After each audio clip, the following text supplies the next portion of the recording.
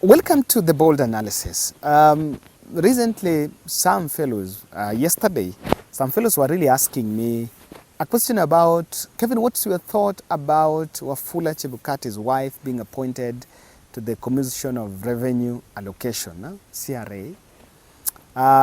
You know, I just want to be very honest about this. Maybe many people did not know that Mary Chebukati was working in the Ministry of Lands.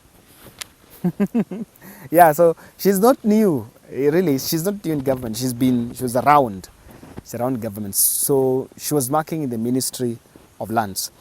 Now, one thing I want to bring to your attention here is the position is an appointive position. It's a position where you are appointed, then the work of the parliament is to approve. In an appointive position, getting it is not about meritocracy, not exclusively about meritocracy. I should not say that Mary Chebukati cannot deliver. But the truth of the matter here is that you must lobby. For a plum position, a very prime position like Commission and the Revenue of Allocation, you must lobby.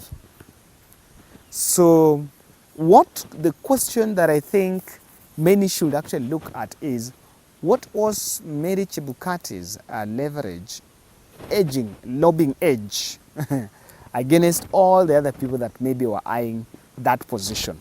You cannot underestimate the fact that is the wife to former IBC chairperson, Wafula Chebukati, who is highly credited and touted by UDA allies as the messiah of the moment, because he did the right thing to William Ruto. Or rather, he did what was right to please William Ruto and announced William Ruto as the 5th president in amidst very big fallout, or rather split in the IBC as a commission. So the fact that she is the wife to former IBC chair, that cannot be underestimated, because when I was reading that story in the media, I think even the article was on Mary Chebukati and the writers were saying Chebukati's wife. So there was a lot of attention on the fact that she's Chebukati's wife. It points out some questions about whether the appointments are on meritocracy. I am yet to ascertain that. And this is not to mean that maybe she does not fit the bill. I understand she was in the Ministry of Lands. I don't know to what capacity. But the truth here is, going to the other side, to the Commission of Revenue Allocation, that is something that looks like a promotion. It's true, of course, indeed. So we have this debate. We're going to have this debate for some time, even though a political observation I'm making is that President William Ruto is not the man who is hiding anything. And boldly, he's picking people, even in bit of looking at the controversy, but say you want to do it. Or I want to go straight to the point and say that Ruto seems to be picking people who are seen to have supported him, but directly rewarding. And I want to say one thing. I am attributing that to these 4 reasons I want to mention. I think Raila is pushing on Sava, and looking at what Nairobi Senator Edwin Sifuna shared yesterday about the reasons why they were bolting out of bipartisan talks, Raila is a bit committed that the Sava question has to be addressed. And that is pointing at Wafula Chebukati, who was the chairman of the commission. And what Ruto would actually want, if indeed, and because we are not so sure about this, but if indeed Wafula Chebukati's wife was picked on the grounds of rewarding, because one thing I know here is, even if there was a deal, even if there are deals that had to be done between UDA and the former IBC chair, those deals, you cannot wish away maybe the family far from it. You cannot push away from the family cannot say after the bay, and they can play a very big role in it. And because Chebukati seems to have left, It cannot be rewarded immediately, of course, because it's going to raise some eyebrows. But you know, people will be told, why are you complaining? Because the husband is no longer in public service, so we are just supporting the family, even though we know that the chairman has a very heavy retirement package. And so, President Ruto is struggling by all means to keep Wafula Chebukati close to his chest, close range. He's trying to keep Chebukati close to his close range. And if nothing, and I can tell you, it's not casted on stone and it's not something out of this world.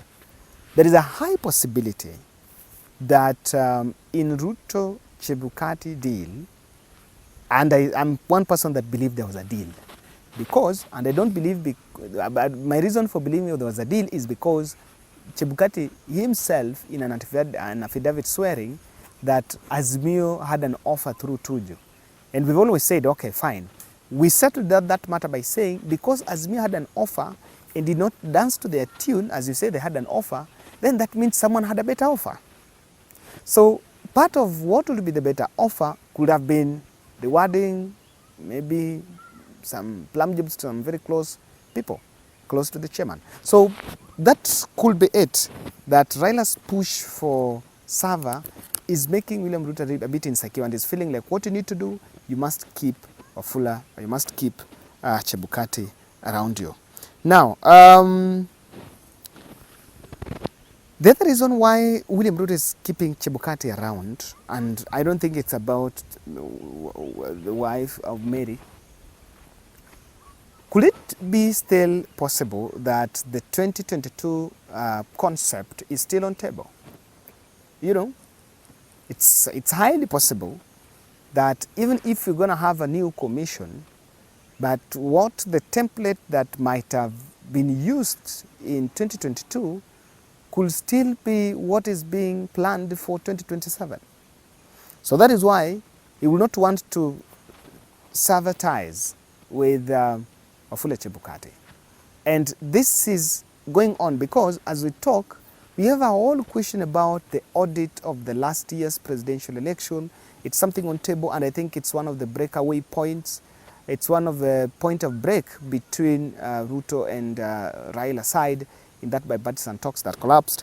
It is highly possible that Ruto is keeping Chebukati around because of 2027. And while he might be in the background, but he might actually remote control what's really going on. I asked this question. Now, I also tried to ask this question to some politician. And this is what my friend told me, that Kevin, sometimes the reason why the state will give someone a job is not really on maybe rewarding, but the job, when you are in government's payroll, government office, being driven by a government paid driver, then you are under state surveillance. You are under state surveillance. Oh, now that one I didn't think about that one. I don't know whether you also think about that one. And he really expounded by telling me that it is also highly possible that some of PICs, there are some people that in public could be seen as an appointment for them to get job of them being rewarded. And politically, people would make the noise and speak about rewarding people and maybe in some sort of an unholy alliance. But in real sense, which even though some of those people know, is that you're being given government vehicle, government office, with government paying you salary, government giving you house allowance, paying you, government giving you everything, only to know that because they want to put you under state surveillance. When you are working under state in such a high profile position, you are under full state surveillance. Now, in explaining, he said, and I should not mention the name. And she told me, and I really got that much of that interest, that there was a time you can be absorbed, and your ministry is somewhere far end of the city. Maybe you have an office along, can be sent, and your office can be along Gong Road, Uko, or your office is in Mombasa Road. Then all of a sudden you realize that the holders of that position maybe were using office that was far away from town. But you realize all of a sudden, immediately occupying that office, you've been moved to somewhere around KCC or around Harambee Avenue there. You know, what brings that is you're being brought closer. In some instances, it can also be psychological that maybe that office was around KCC, you know, as Harambee Avenue, around there, around CBD Hapa, around town here, and you know, offices around that place are the high prime, you know that's a place. Then you realize that you've been given that job and you really hold that office, but immediately you take over, you are told you will be operating from an office in the outskirts of the city. What is the communication? You know, being put somewhere very far. Maybe that is when you will realize that, number one, that your office will not even get good funding. And somehow people want it to defunct, for it to be a bit defunct. As in, it will not be bit of a big operation. It can also mean that you're being pushed out of town because that will be a dealer house where they will not know. Your office can be put somewhere very far around Gong Road, uko karibu na, can be given office around Junction uko chini. Well, the reason why you're being given an office there is because you want to be pushed out. So that is also a high possibility that it could be a bid on full state surveillance. Lastly, this is also a possibility. Could it be just a diversion that maybe they're just trying to give Azimio la Umoja fodder for diversion? The fodder for diversion here is, I know very well, because remember when Salim Mudavadi's spouse, the office of the first, the spouse, the office of the spouse, the prime cabinet secretary was formed. When that office was formed, Kenyans really criticized, and it is the truth that they were a bit uncomfortable with the way that was done. This could also be done just to create controversies and give fodder for Azimio. You see now Azimio complaining here and there, but then you'll be told that it is about gender.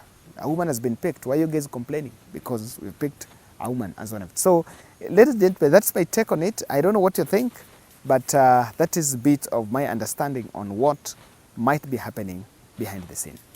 Thank you. Hi guys, so this is Tuesday in the morning. I am here unable to this is Ruben. So we came here just to fact check and know what has happened. I've just spoken to the clinical officer in charge and the caregiver, and I've confirmed the kwanza alifanyiwa surgery on Friday. And after Friday, he developed some complications. So he was also put on oxygen, and also transfusion was done.